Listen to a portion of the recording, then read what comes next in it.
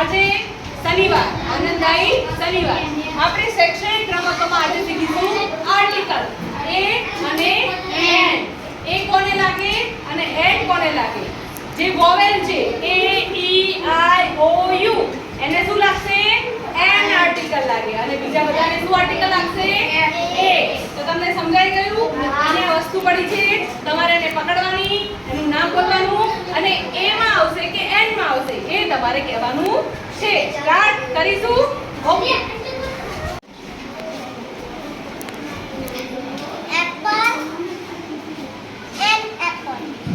Very good. Rupees, a rupees. Very good. Key, a key. Very good.